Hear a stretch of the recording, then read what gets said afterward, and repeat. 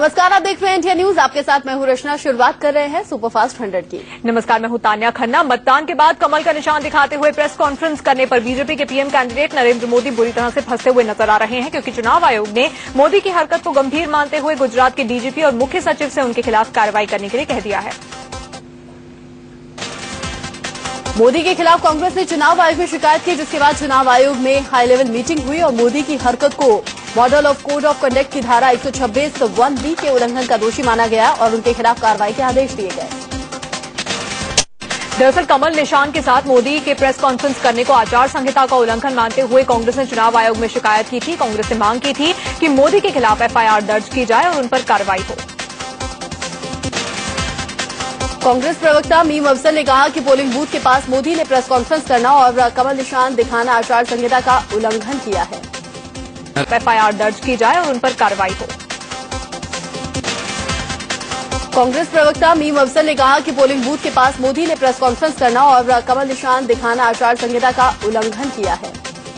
नरेंद्र मोदी जी ने आज गांधीनगर में वोट डालने के बाद पोलिंग बूथ से थोड़ी सी दूर पर जाकर के बाकायदा एक प्रेस कॉन्फ्रेंस की, अपने हाथ में कमल का निशान उठा करके प्रचार करने का काम किया। कांग्रेस की शिकायत को बीजेपी ने खिसियानी बिल्ली खंबा नोचे जैसी हरकत बताया है। बीजेपी नेता मुख्तार अब्बास नकवी ने कहा कि हम कैंपेन में बिजी हैं और कांग्रेस कंप्लेन करने में व्यस्त है। कंप्लेन पे कंप्लेन, कंप्लेन पे कंप्लेन, हम जो है वो कंपेन पे कंपेन कर रहे हैं। तो देश के लोग देख रहे हैं कि एक पार्टी कंपेन में लगी है और दूसरी पार्टी कंप्लेन में लगी है, तो खिसियानी बिल्ली खंबा नोचे। उनके पास कोई मुद्दा नहीं रह गया। इसमें कौन सा मॉडल कोड ऑफ कंडक्ट टूट रहा है? इससे पहले नरेंद्र मोदी ने गांधीनगर में अपना वोट डाला। रानीप इलाके में एक स्कूल में बने मतदान केंद्र में उन्होंने अपने मताधिकार का इस्तेमाल किया। मोदी जब मतदान केंद्र के अंदर वोट डालने के लिए पहुंचे तो वहां पर उन्होंने एक छोटे से बच्चे को देखा तो पास बुलाकर उससे हाथ मिलाया। बाद में घर वालों ने बच्चे से कहा कि मोदी के पैर छुओ, तो फिर वो दौड़कर आया और उसने मोदी के पांव छुए। मतदान करने के बाद नरेंद्र मोदी ने खुद की तस्वीर यानी कि सेल्फी भी ली। वोटिंग के बाद उंगली पर स्याही के निशान को दिखाते हुए उन्होंने अपने मोबाइल में कैप्चर किया। मतदान के बाद प्रेस कॉन्फ्रेंस करके मोदी ने कहा कि अब तक के चुनाव से ही साफ हो गया है कि कांग्रेस की हार तय है। उन्होंने ये भी कहा कि दिल्ली में मां बेटे की सरकार चली गई है और नई सरकार की नींव भी पड़ गई है। इस बार अब तक जो मतदान हुआ है उसमें दो काम हो गए। एक, मां बेटे की सरकार गई और दूसरा, नई सरकार की मजबूत नींव अब तक के मतदाताओं ने शिलान्यास कर दिया है। नरेंद्र मोदी की पत्नी जशोदाबेन ने भी आज मतदान किया। गुजरात के मेहसाणा में उन्होंने विजय मुहूर्त में दोपहर 12:39 पर वोट डाला। जशोदा पहले भी कह चुकी हैं कि मोदी को पीएम के तौर पर देखना चाहती हैं। मोदी ने जहां गांधीनगर में मतदान किया वहां उनकी पत्नी जशोदाबेन ने करीब 60 किलोमीटर दूर मेहसाणा में वोट डाला। वो मेहसाणा से ही अपने भाई के साथ वहीं पर रहती है।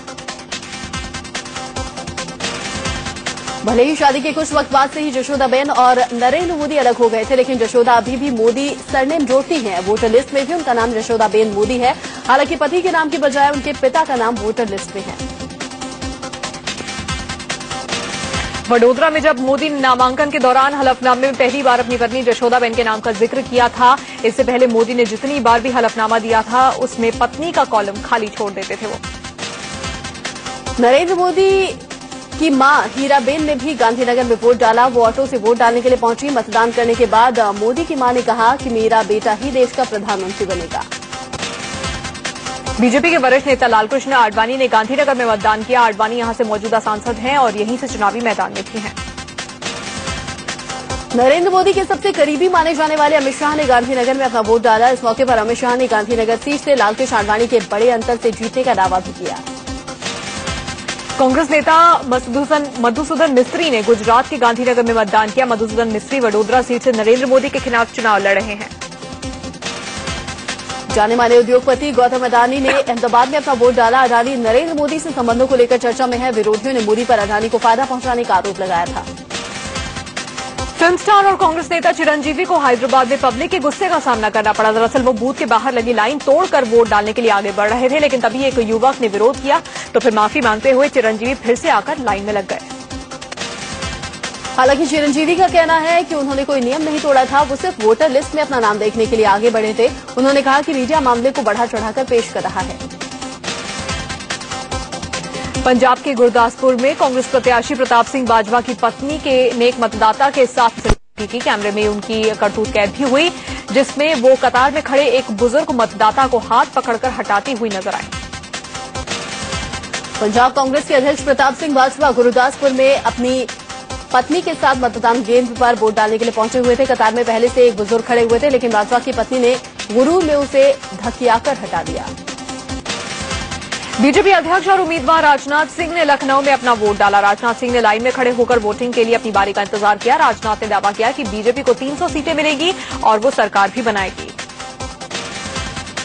लखनऊ में कांग्रेस उम्मीदवार रीटा बहुगुणा जोशी और आम आदमी पार्टी के उम्मीदवार जावेद जाफरी मैदान में उतरे हुए हैं और वो भी मतदान केंद्र पर पहुंचकर अपना वोट डालने के लिए पहुंचे। इन दोनों के अलावा बीजेपी के राजनाथ सिंह लखनऊ से चुनावी मैदान में हैं। कानपुर में कांग्रेस उम्मीदवार प्रकाश जायसवाल ने अपना वोट डाला। इस सीट पर श्री प्रकाश जायसवाल का मुकाबला बीजेपी के मुरली मनोहर जोशी के साथ है। यूपी की पूर्व मुख्यमंत्री और बीएसपी सुप्रीमो मायावती ने भी अपने मताधिकार का इस्तेमाल किया। मायावती ने लखनऊ में अपना वोट डाला।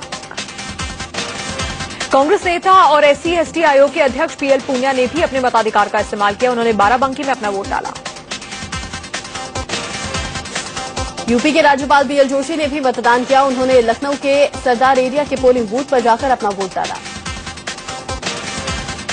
उधर हैदराबाद में आंध्र प्रदेश के राज्यपाल ESL नरसिम्हा ने वोट डाला। इस मौके पर उन्होंने कहा कि वोट डालना हर नागरिक की ड्यूटी है और अहम जिम्मेदारी भी है। सभी को अपने इस अधिकार का इस्तेमाल करना चाहिए। श्रीनगर में केंद्रीय मंत्री फारूक अब्दुल्ला अपने बेटे मुख्यमंत्री उमर अब्दुल्ला के साथ वोट डालने के लिए पहुंचे। नेशनल कॉन्फ्रेंस के प्रमुख फारूक अब्दुल्ला श्रीनगर सीट से चुनाव लड़ रहे हैं। पंजाब के बठिंडा में बादल परिवार ने मतदान किया। सीएम प्रकाश सिंह बादल ने अपने बेटे सुखबीर बादल और बहू हरसिमरन कौर के साथ वोट डाला। विदेश राज्य मंत्री और कांग्रेस उम्मीदवार परनीत कौर ने पटियाला में अपने मताधिकार का इस्तेमाल किया। परनीत कौर पटियाला लोकसभा सीट से ही चुनाव लड़ रही हैं। बिहार के मधेपुरा से जेडीयू उम्मीदवार शरद यादव ने भी अपना वोट डाला। यहां पर उनके खिलाफ आरजेडी के राजेश रंजन उर्फ पप्पू यादव चुनावी मैदान में हैं। गुजरात के राजकोट में एक क्रिकेटर चेतेश्वर पुजारा ने मतदान किया। पुजारा अपनी पत्नी पूजा के साथ वोट डालने के लिए पहुंचे। अमृतसर के पुतलीगढ़ में वोटिंग के दौरान हिंसा की खबर आई। यहां पर शिरोमणि अकाली दल के कार्यकर्ताओं ने कांग्रेस के कार्यकर्ताओं पर हमला बोल दिया। बूथ के बाहर तोड़फोड़ की गई। पुलिस मामले की जांच कर रही है। गुजरात के सूरत में सैकड़ों लोग बैंड बाजे के साथ वोट डालने के लिए पहुंचे थे। लोगों ने इलाके के सभी लोगों को मतदान के लिए जागरूक भी किया। सूरत के लोगों की इस अनोखी पहल की लोगों ने तारीफ भी की। बिहार के समस्तीपुर में कई मतदान केंद्रों पर लोगों ने चुनाव का बहिष्कार किया। ज्यादातर लोगों ने इस क्षेत्र में सड़क, पानी और बिजली की सुविधा नहीं होने की वजह से वोटिंग का बहिष्कार किया है। लोकसभा चुनाव के 7वें चरण का मतदान का काम जारी है। आज 9 राज्यों की 89 सीटों के लिए वोट पड़ रहे हैं। सुबह 7 बजे से ही मतदान का काम शुरू हो गया था, जो कि शाम 5 बजे तक चलेगा। 7वें चरण में दोपहर 1 बजे तक बिहार में करीब 40% मतदान हुआ। श्रीनगर में 22%, तेलंगाना में 50% वोटिंग रिकॉर्ड की गई है। यूपी के रायबरेली में वोटिंग को लेकर मतदाताओं का खासा उत्साह देखने को मिल रहा है। सुबह से ही मतदान केंद्रों पर लोगों की लंबी लंबी कतारें देखी जा रही हैं। रायबरेली से कांग्रेस अध्यक्ष सोनिया गांधी चुनावी मैदान में हैं। आज 7वें चरण के चुनाव में आंध्र प्रदेश के तेलंगाना क्षेत्र की सभी 17 सीटों पर वोट डाले जा रहे हैं। साथ ही बिहार की 7 सीटें भी मतदान वहां पर हो रहे हैं। गुजरात की सभी 26 सीटों पर वोटिंग चल रही है। पंजाब की 13 सीटों के लिए भी आज मतदान जारी है। साथ ही उत्तर प्रदेश की 14 संसदीय सीटों पर भी वोट डाले जा रहे हैं। इसके अलावा पश्चिम बंगाल की 9 सीटों पर भी वोटिंग का काम जारी है। 7वें चरण में जम्मू कश्मीर की 1 सीट श्रीनगर पर मतदान का काम चल रहा है। साथ ही केंद्र शासित प्रदेश दमन दीव की 1 और दादरा नागर हवेली की 1 सीट पर वोटिंग हो रही है। लोकसभा चुनाव के साथ साथ अलग राज्य बने तेलंगाना में विधानसभा चुनाव के लिए भी मतदान हो रहा है। यहां की 17 संसदीय सीटों के साथ साथ तेलंगाना की सभी 119 विधानसभा सीटों पर भी वोटिंग का काम चल रहा है। गुजरात में वडोदरा से बीजेपी के पीएम कैंडिडेट नरेंद्र मोदी की किस्मत का फैसला आज ईवीएम में बंद हो जाएगा। उनके सामने कांग्रेस के मधुसूदन मिस्त्री हैं। गांधीनगर से लालकृष्ण आडवाणी और अहमदाबाद ईस्ट से परेश रावल की किस्मत भी आज दांव पर है। रायबरेली से कांग्रेस अध्यक्ष सोनिया गांधी और लखनऊ से बीजेपी अध्यक्ष राजनाथ सिंह जैसे उम्मीदवारों की किस्मत आज ईवीएम में बंद हो जाएगी। कानपुर में मुरली मनोहर जोशी और श्री प्रकाश जायसवाल का मुकाबला है। धौरहरा से जितेंद्र प्रसाद और झांसी से उमा भारती मैदान में हैं। अमृतसर से बीजेपी के अरुण जेटली और कांग्रेस के कैप्टन अमरिंदर सिंह की किस्मत ईवीएम में कैद हो जा रही है और गुरदासपुर से बीजेपी के विनोद खन्ना, इसके अलावा कांग्रेस के प्रताप सिंह बाजवा और आनंदपुर साहिब से अंबिका सोनी के भाग्य का फैसला भी जनता कर रही है। बिहार की मधेपुरा सीट से जेडीयू अध्यक्ष शरद यादव की किस्मत का फैसला आज होगा। उनके खिलाफ आरजेडी के पप्पू यादव हैं, दरभंगा से बीजेपी की कीर्ति आजाद मैदान में है, तो जम्मू कश्मीर की श्रीनगर सीट पर फारूक अब्दुल्ला की किस्मत दांव पर है। वाराणसी में नरेंद्र मोदी को घेरने के लिए दिलचस्प चक्रव्यूह तैयार किया गया है। यहां से कांग्रेस उम्मीदवार अजय राय को कौमी एकता दल ने समर्थन दे दिया है। समर्थन का ऐलान पार्टी अध्यक्ष बाहुबली नेता मुख्तार अंसारी के भाई अफजाल अंसारी ने वाराणसी में किया। एकता मंच के साथियों ने एक फैसला लिया है और वो फैसला ये है कि कांग्रेस पार्टी के उम्मीदवार को एकता मंच बनारस के लोकसभा सीट पर समर्थन करेगी। मुख्तार अंसारी और अजय राय के बीच में दुश्मनी जग जाहिर है, लेकिन नरेंद्र मोदी को रोकने के लिए ये दोनों दुश्मन अब एक हो गए हैं। ऐसे में सवाल ये भी उठने लगा है कि क्या वाराणसी की राह मोदी के लिए मुश्किल होने वाली है। कौमी एकता दल को मनाने के लिए कांग्रेस की तरफ से केंद्रीय मंत्री गुलाम नबी आजाद ने मोर्चा संभाला था। कौमी एकता दल के अध्यक्ष अफजाल अंसारी से गुलाम नबी आजाद ने वाराणसी के एक होटल में मुलाकात की थी, जहां पर कांग्रेस प्रत्याशी अजय राय भी मौजूद थे। समर्थन के लिए पार्टी के नेताओं ने एकता मंच के नेताओं के साथ संपर्क साधा और समर्थन मांगा। वाराणसी संसदीय सीट में मुस्लिम मतदाता की तादाद करीब 2.5 लाख है और चुनाव परिणाम में वोट बेहद मायने रखता है। मुख्तार अंसारी के कांग्रेस को समर्थन देने से माना जा रहा है कि मुस्लिम वोट अजय राय को मिल सकते हैं। पूरी ईमानदारी के साथ बनारस में कांग्रेस पार्टी के उम्मीदवार का समर्थन करेंगे, उसके हक में वोट मांगेंगे, दिलाएंगे। कांग्रेस कैंडिडेट अजय राय ने कौमी एकता दल के समर्थन का स्वागत करते हुए कहा कि सांप्रदायिक ताकतों को हराने के लिए ऐसे सभी दलों को कांग्रेस के साथ आना चाहिए। भी ऐसे दल हैं देश के, उन सबको मोदी के खिलाफ समर्थन करना चाहिए, कांग्रेस को कांग्रेस के साथ रहना चाहिए और इसका हम स्वागत करते हैं। वहीं बीजेपी ने अजय राय को मुख्तार अंसारी के समर्थन पर चुटकी ली है। बीजेपी नेता अरुण जेटली ने कहा कि ऐसा समर्थन कांग्रेस को मुबारक हो, अच्छा हुआ उन्होंने बीजेपी को समर्थन नहीं दिया, वरना मुश्किल हो जाती। ऐसे लोगों का समर्थन कांग्रेस को मुबारक हो। I would have been embarrassed if he was supporting us. BJP नेता उमा भारती ने प्रियंका गांधी की तुलना बॉलीवुड की ड्रामा क्वीन राखी सावंत से कर दी है। उमा ने कहा कि जैसे राखी सावंत हमेशा बोलती रहती हैं, वैसे ही प्रियंका भी हैं। रॉबर्ट वाड्रा की पत्नी अभी इस लायक नहीं है कि मोदी के बारे में उन्होंने ये कहा कि बच्चों की तरह देखिए राखी सावंत भी बोलती रहती है, उसका क्या मतलब है। राखी सावंत से उमा भारती के इस बयान पर पलटवार भी किया गया है। गुस्से से तमतमाई राखी ने उमा की तुलना बारिश के कीड़े से कर डाली। उमा भारती जी जो मेरी बहन है, मैं उनका सम्मान करती हूँ, बहुत प्यारी बहन है। वो उस कीड़े के समान है, बारिश के कीड़े के समान है। जब चुनाव का समय आता है तो बाहर निकलती है चुनाव प्रचार करने के लिए, दाएं बाएं देखती नहीं कि महिला है कि पुरुष है, जो मुंह में आता है बक देती है। उधर उमा भारती ने कहा कि अब वो प्रियंका गांधी को रॉबर्ट वाड्रा की घरवाली कहकर बुलाएंगे, क्योंकि उनका आरोप है कि मैं उनका नाम लेकर पब्लिसिटी गेन करती हूँ। रॉबर्ट वाड्रा की घरवाली ने मुझ पर आरोप लगाया है कि मैं उनका नाम लेकर पब्लिसिटी गेन करती हूँ। तो मैंने तय कर लिया है कि आज से मैं उनको हमेशा रॉबर्ट वाड्रा की घरवाली बोलूंगी। उमा भारती ने प्रियंका पर अपने भाषणों में अमर्यादित भाषा प्रयोग करने का आरोप लगाया। साथ ही कहा कि बाबा रामदेव और प्रियंका दोनों की भाषा एक जैसी है। कि चूहे के तुम भाग रहे हैं बौखलाहट में, चूहे की तरह ऐसी असभ्य भाषा का प्रयोग वही लोग कर सकते हैं, हम नहीं कर सकते। जो रामदेव का बयान आया कि राहुल गांधी दलितों में घर जाते हैं, तो अब तो सब बराबर ही हो गया। रामदेव में उसमें रॉबर्ट वाड्रा की घरवाली में कोई अंतर नहीं रहा। अपने भाई राहुल गांधी के चुनाव प्रचार के लिए लगातार दूसरे दिन भी प्रियंका गांधी अमेठी में है। प्रियंका कई इलाकों में गई और नुक्कड़ सभाएं की। इस दौरान प्रियंका ने अमेठी में हुए विकास के नाम पर राहुल गांधी के लिए वोट मांगे। दिल्ली हाईकोर्ट चुनाव के बाद 13 मई को हरियाणा में बिल्डरों के लाइसेंस की सीबीआई जांच की याचिका पर सुनवाई करेगा। इस जांच में कांग्रेस अध्यक्ष सोनिया गांधी के दामाद रॉबर्ट वाड्रा का नाम भी शामिल है। आंध्र प्रदेश के अनंतपुर जिले के हिंदूपुर में कांग्रेस उपाध्यक्ष राहुल गांधी के काफिले की एक गाड़ी हादसे का शिकार हो गई। मानव रहित क्रॉसिंग पर रेलवे ट्रैक पार करते समय इस गाड़ी को ट्रेन ने टक्कर मार दी। बीजेपी के पूर्व अध्यक्ष नितिन गडकरी ने कांग्रेस प्रवक्ता मनीष तिवारी के ऊपर जो मानहानि का केस किया था उसे वापस ले लिया गया है। 2010 में तिवारी ने गडकरी पर आरोप लगाया था कि उनका मुंबई के आदर्श हाउसिंग सोसाइटी में बेनामी फ्लैट है। लखनऊ में ठीक वोटिंग के दिन ब्रिटिश हाई कमिश्नर जेम्स वेबन ने बीजेपी अध्यक्ष राजनाथ सिंह से मुलाकात की। पूरे जोश के साथ पहुंचे ब्रिटिश हाई कमिश्नर ने राजनाथ सिंह से कुछ देर तक बातचीत भी की। हिमाचल की एक चुनावी रैली में करगिल शहीद विक्रम बत्रा के बयान का इस्तेमाल मोदी और बीजेपी पर भारी पड़ रहा है। शहीद विक्रम बत्रा के पिता ने कहा है कि उनके बेटे का नाम राजनीति में इस्तेमाल न किया जाए। इस तरह की कमेंट से गौरव नहीं बढ़ता।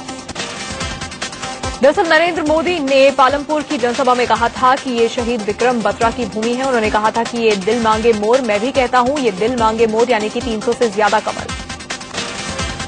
बाबा रामदेव के खिलाफ विरोध प्रदर्शनों का दौर थमने का नाम नहीं ले रहा। दिल्ली के नांगलोई इलाके में दलित समाज के लोगों ने पुतला फूंककर बाबा रामदेव के खिलाफ अपना गुस्सा जाहिर किया। बाबा रामदेव ने कहा कि राहुल गांधी दलितों के वहां जाकर हनीमून मनाते हैं। आज भी मनमोहन सिंह की योजना आयोग के सदस्यों के साथ मीटिंग है। पीएम के इस कार्यकाल की योजना आयोग के सदस्यों के साथ एक आखिरी बैठक है। कालाधन मामले में केंद्र सरकार ने सुप्रीम कोर्ट को 26 लोगों के नाम बताए हैं। इनमें 18 लोगों के नाम सार्वजनिक कर दिए गए हैं। असम अरुणाचल सीमा विवाद को लेकर अरुणाचल प्रदेश के कार्यकारी मुख्यमंत्री नबाम तुकी ने असम सरकार पर निशाना साधा। दिल्ली पहुंचे अरुणाचल प्रदेश के कार्यकारी मुख्यमंत्री नबाम तुकी ने गृह मंत्रालय से सीमा सुरक्षा को लेकर बात की और असम अरुणाचल सीमा पर सीआरपीएफ की तैनाती की भी मांग की। साउथ दिल्ली में हुए एमसीडी चुनाव में बीजेपी ने बाजी मारी है। ईस्ट दिल्ली नगर निगम पर भी बीजेपी ने कब्जा कर लिया है। यहां मेयर के लिए हुए चुनाव में बीजेपी की मीनाक्षी देवी ने 9 वोटों से जीत हासिल की। राजस्थान क्रिकेट संघ के चुनाव नतीजों पर सुप्रीम कोर्ट ने संज्ञान लेते हुए चुनाव अधिकारी को आदेश दिया है कि बैलेट बॉक्स को खोला जाए। विदेशी कारोबारी से मारपीट के मामले पर सैफ अली खान पर सुनवाई 24 जून तक टल गई है। मुंबई की एक अदालत में सरकारी पक्ष ने कोर्ट में सबूत के तौर पर सीसीटीवी फुटेज और सैफ अली खान की शर्ट पेश की। मॉडल से रेप के आरोप में फंसे एक्टर इंदर कुमार को 13 मई तक न्यायिक हिरासत में भेज दिया गया है।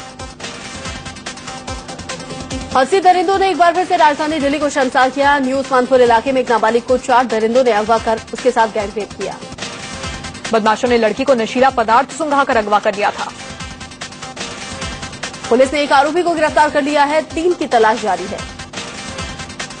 दिल्ली के रंजीत नगर इलाके में एक परिवार ने इंसाफ की मांग करते हुए थाने के बाहर विरोध प्रदर्शन किया है।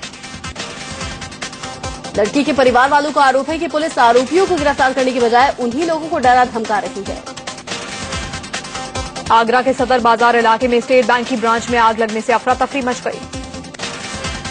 राजस्थान के जयपुर में उस वक्त हड़कंप मच गया जब लाल कोठी फल सब्जी मंडी में भीषण आग लग गई।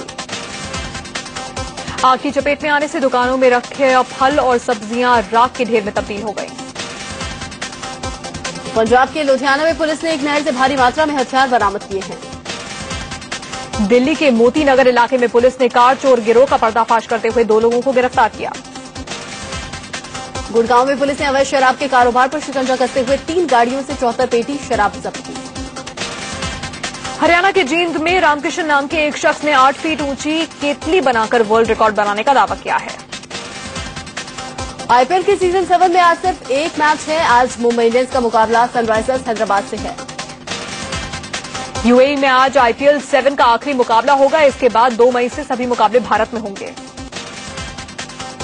आईपीएल 7 में कल हुए रोमांचक मुकाबले में राजस्थान रॉयल्स ने कोलकाता नाइट राइडर्स को हरा दिया। राजस्थान ने पहले खेलते हुए 152 रन बनाए थे। 2015 के वर्ल्ड कप के लिए मिसबाह-उल हक पाकिस्तान की टीम के कैप्टन होंगे। अमेरिका के एक कोर्ट ने सिख विरोधी दंगे में कांग्रेस पार्टी के खिलाफ दायर मानवाधिकार उल्लंघन की अर्जी खारिज कर दी है। करीब 2 महीने से लापता मलेशियाई विमान का मलबा मिलने का दावा ऑस्ट्रेलिया की एक मरीन कंपनी ने किया है। अमेरिका में तूफान की तबाही थमने का नाम नहीं ले रही है। मिसिसिपी के टुपेलो में भयानक बर्बादी हुई है। टीवी सीरियल देवों के देव महादेव के सेट पर आग लगने से हड़कंप मच गया। बताया जा रहा है कि नए गांव के पोमन में देवों के देव महादेव के सेट में ये आग लगी। अभिनेत्री कंगना रनौत सिल्वर स्क्रीन पर अब अभिनेता इरफान खान के साथ रोमांस करती हुई नजर आएंगी।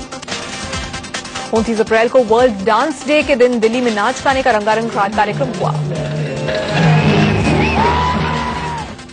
और हीरोपंती के हीरो टाइगर श्रॉफ और हीरोइन कृति शैनन ने अपने फैंस के साथ वर्ल्ड डांस डे मनाया।